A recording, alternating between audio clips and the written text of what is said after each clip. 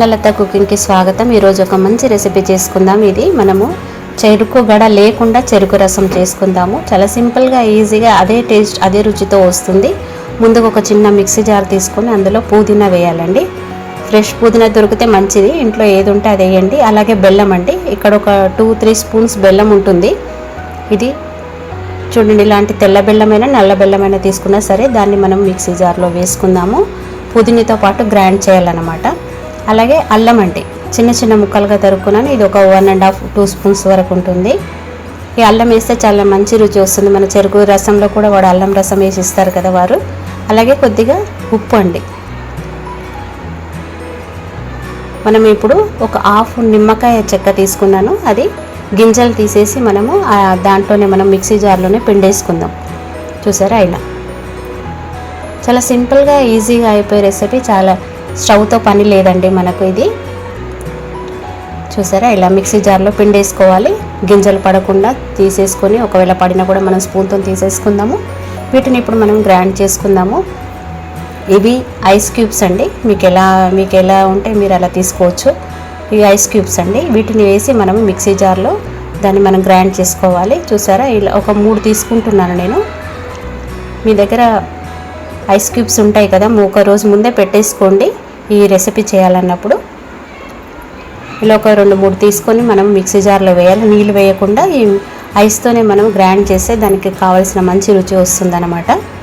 చూసారా, మీకు 3-4 ఇట్లా ఇష్టం ఉంటే వేసుకోండి. 3 కంటే ఎక్కువ వేసుకోవచ్చు, మరీ ఎక్కువ వేయకండి. ఒక 4-5 వరకు కూడా సరిపోతాయి.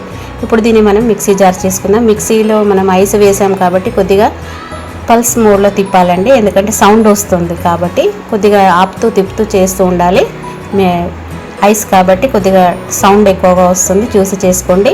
అలాగే మనం ఒకటి స్టీల్ గిన్నె తీసుకుందాము. ఏదైనా ఒకటి కూడా మీరు అవైలబుల్ ఉన్నది తీసుకొని పాత్ర, దాంట్లో ఇట్లాంటి స్టెయినర్ పెట్టండి.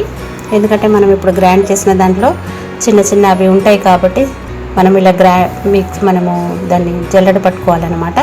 మీ దగ్గర ఏది అవైలబుల్ ఉంటే అది ఇలా స్టెయినర్ తీసుకొని మనము ఆ మిక్సీ జార్లో దాంట్లో వేసేసుకుందాము. ఏమీ వేస్ట్ కాకుండా అంతా తీసేసుకుందాము. చాలా సింపుల్గా ఈజీగా అయిపోయే రెసిపీ, ఎవరైనా చేసుకోవచ్చు. చెరుకు లేకుండా చెరుకు రసం ఎలా చేయాలో నేను మీకు ఇప్పుడు చూపిస్తున్నాను. అదే రుచి వస్తుంది, మీరు కూడా కావాలంటే చేయండి.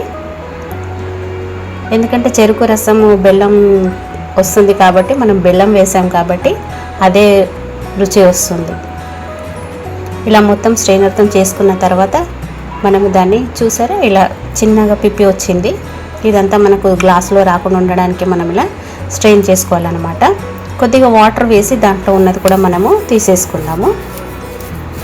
చూసారా, కొద్దిగా నీళ్ళు వేసేసి మిక్సీ జార్లో కానీ దాంట్లో కానీ వేసేసుకొని మనము దాన్ని స్ట్రెయినర్ మీద వేసేసుకుందాము. దాంట్లో ఇంకేమన్నా మనకు జ్యూస్ ఉంటే కింద దిగిపోతుంది అన్నమాట. చూసారా, ఇలా మొత్తం పిప్పి అంతా తీసేసుకోవాలి. మన పుదీనా ఆకులు అవన్నీ పడకుండా తీసేసుకొని, చూసారా ఇది వచ్చేసింది. మొత్తం గ్రీన్ కలర్లో ఉంది కదా, చూసారా ఇలా ఆర్టిఫిషియల్ కలర్ ఏమీ వేయలేదు, మనకు పుదీనాతోనే ఆ రంగు వస్తుంది.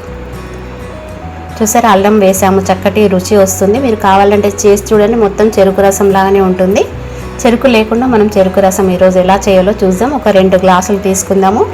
ఇలాంటివి తీసేసుకొని మనము చల్లటి కూల్ వాటర్ ముందే మనం ఫ్రిడ్జ్లో పెట్టాలండి. అలాగే ఐస్ క్యూబ్స్ కూడా మనం ఇందులో 2 వేసేసుకుందాం. ఇప్పుడు మనం సర్వ్ చేసుకుందాం. మనం చేసింది చాలా సింపుల్గా ఈజీగా అయిపోయే రెసిపీ. స్టవ్తో పని లేకుండానే మనం ఈరోజు చెరుకు రసం చేసుకుందాము. చూసారా, నిమ్మకాయ, పుదీనా, బెల్లం ఉంటే మనం ఈజీగా చేసుకోవచ్చు. చెరుకు రసం తాగాలనిపించినప్పుడల్లా ఇలా చేసుకోవచ్చు. చూసారా, ఇలా కనిపిస్తుంది కదా చెరుకు రసం లాగానే. మనం ఎంత క్వాంటిటీ కావాలంటే నేను 2 గ్లాసులకు సరిపోయేది చేశాను. మీకు ఎక్కువ కావాలంటే నేను చెప్పిన అమౌంట్లోనే మీరు ఎక్కువ చేసేసుకోండి.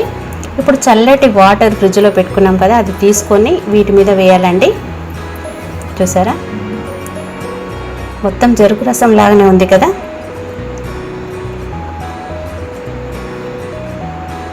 చాలా సింపుల్గా ఈజీగా అయిపోయే రెసిపీ. మీరే అంటారు తాగిన తర్వాత చాలా బాగుంది అని. మీరు కూడా తప్పకుండా ట్రై చేయండి.